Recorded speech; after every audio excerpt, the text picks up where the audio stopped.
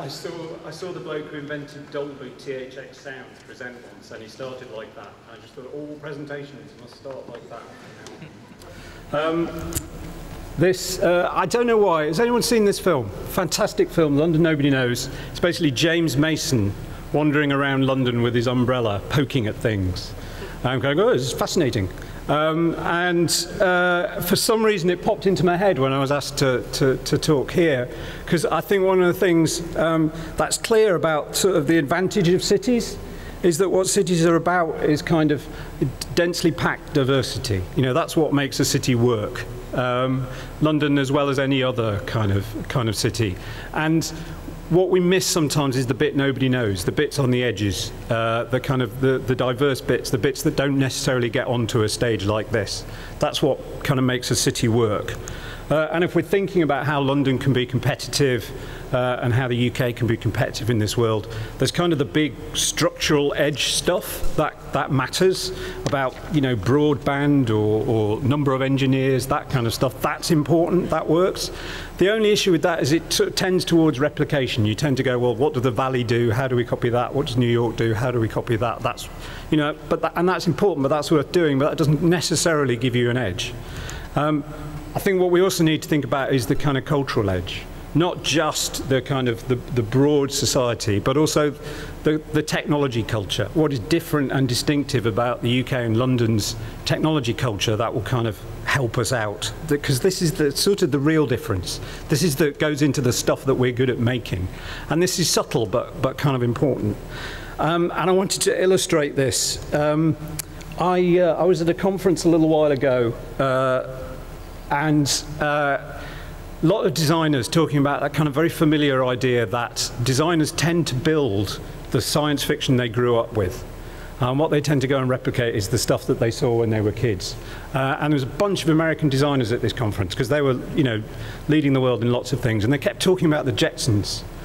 And they kept saying, well, we grew up with the Jetsons, so what we're trying to build is the Jetsons. You know, we're trying to replicate that world.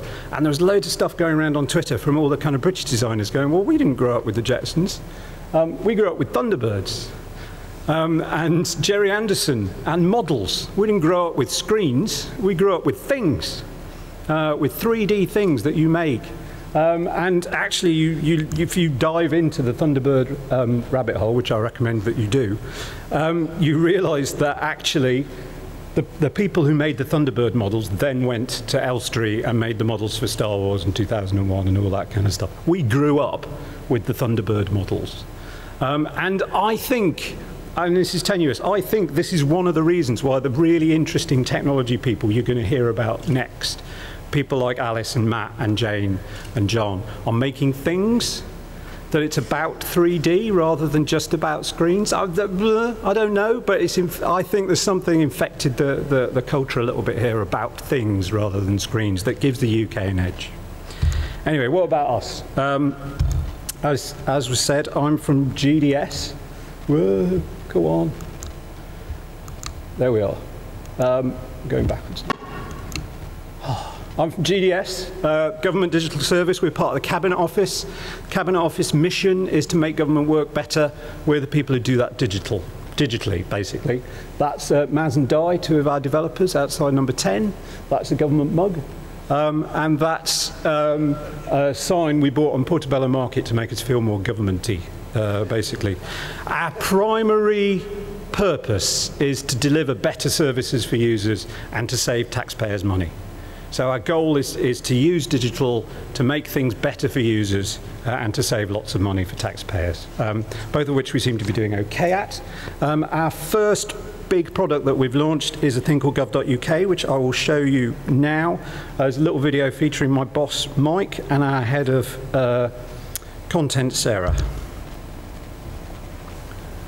Gov.uk is a new website.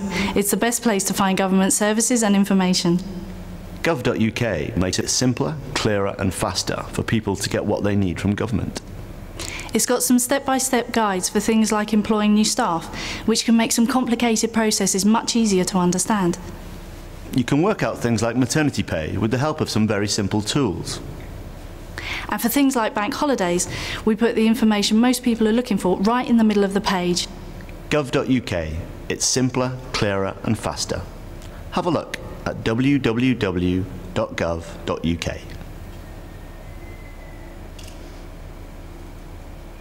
So, I mean, that's it in a nutshell. It is dead simple. It is not that sexy. It is not that innovative or exciting or any of those kinds of stuff. It's a really simple product, and mostly what we're doing is fixing broken stuff at the moment. Now, that will have a massive impact, I think, on people. But the actual product themselves are just about that sort of simplicity and making things that work well. Doing what the web world has already learned how to do and applying that to government services. So I think the interesting thing, to some extent, are the sort of ancillary benefits that spin off us sort of existing. The first is just, as users, hopefully, government services, digital government services will get easier for you to use. And for the most part, I kind of hope you don't notice that. It will just get better and everything will be fine.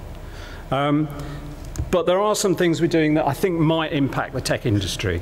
We are doing Agile at big scale. We're delivering big, important projects using Agile technologies. We're, to some extent, learning how to do that, how to do Agile inside big bureaucracies and corporate organizations, and that's going to kind of be important. We also wrote these, the design principles, the government digital design principles, probably before the launch of gov.uk, the thing that got talked about most of what we did. I think the intention with that was to sort of raise the bar within our little world of sort of design and digital and services. I think what's happened, which is useful, is that's raising the bar in other places. Tim O'Reilly said that these were the most important design specs since the Mac. Which I think is an exaggeration, but isn't bad for civil servants. You know, that's kind of not a bad thing. And the thing that we're finding happens all the time, the thing that really makes this work, is people can go to their bosses, to their clients, to the corporations that they work with, and say, look, even the government is doing this. If the government's doing this stuff, then surely we should be doing this stuff. You know, and these are kind of common sense web design principles, but that doesn't mean they're widely corporately adopted.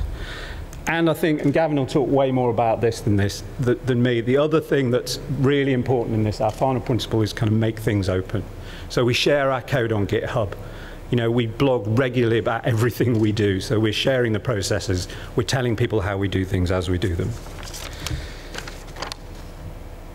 And I think we're beginning to develop part of our relationship with the broader tech community and with Tech City and with the places we live. This is James Viner over here. He was a brilliant, talented young designer.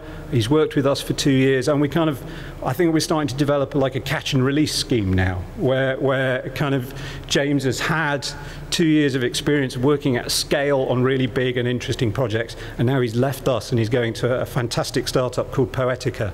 We're going to take some of those skills and put them back into the world and develop new products. I think hopefully we'll have a beneficial effect kind of on the tech economy in that way.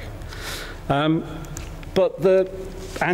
I think what we're starting to invent is something that it lives at the intersection of these things, which I don't yet have the words for. Something that intersects digital, service design, culture change, and public service. Some combination of those things is emerging as an industry, as a field, as a world, at which the UK can do really well, and London could be a leader in. This feels like a place, if I was starting a small business, this would be a place to start it in. This is an opportunity in doing service, digital service, in a way that's kind of really user-centric. I think would be a massive opportunity for people. But that cultural edge thing, I think the sideways thing, our equivalent of the Thunderbirds thing, I think is something else. We talk a lot about this. This is the old DirectGov website, which gov.uk replaced. And this is its page telling you when the next bank holiday is. And you kind of go, well, that's, you know, not difficult to design a bank holiday page. All the information's there, that's fine. That kind of pretty makes sense. Being a bit more user-centric, we kind of said, well, actually, what do people want to know? And what they really want to know is when the next bank holiday is. So on gov.uk, if you go to the site, what it says, big letters right in the middle of the page, is when the next bank holiday is. And it's always depressing presenting this because it's always ages away. But I noticed the other day, and I think this is the slightly different thing, is I noticed the other day, actually, if you go to Google and type, when is the next bank holiday, the answer is in the answers. So the way that we've built the site and the way that Google works means the answer to that question is actually on the Google Answers page. So then you never visit our page, which if we were a commercial organization would be a disaster. But we're not. Our goal is to get the information to citizens, as quickly and effectively and wasting as little of their time as possible. And that's a slightly different way of thinking about user design and services and how you approach those kinds of problems. It's just slightly different, but I think in terms of adding cultural diversity, it might be an interesting little nudge in terms of adding diversity of thinking to the tech culture. It's about that thought that not every user is a customer and not every action has to be a sale. There's something in there that's kind of interesting. And actually, when I was digging in the same rabbit hole as the Thunderbird thing, I found something that felt similar to me. This is from CBeebies in the late, when would this be? Mid-90s, I guess. And they, at one point, CBeebies tried to make people do this. This was the BBC really nudging hard on trying to get people online. And if you go and find the clip on YouTube and hear the sound, you'll hear him going, well, it's HTTP : and it just takes forever trying to read this thing out. But one of the big structural differences about London, one of the big presences on our tech scene that doesn't get talked about is the BBC. The fact that they did this stuff. And lots of the best people that you are talking, that will talk to you today and that you'll meet in tech world, came out of the BBC and came out of that nudge that they got from the BBC, that kickoff. They basically run out of patience at this point and stop trying to do it. And the BBC nudging in that way, I think, is one of the reasons the UK is one of the most wired places on the planet. And certainly one of the reasons we have the tech community we do and the slightly different off-centre tech community we do. If we can make a little bit of difference in the same way, at the same time as building these services, at the same time as saving all that taxpayer money, then I think that would be a good contribution for us. And that's it. Thank you very much.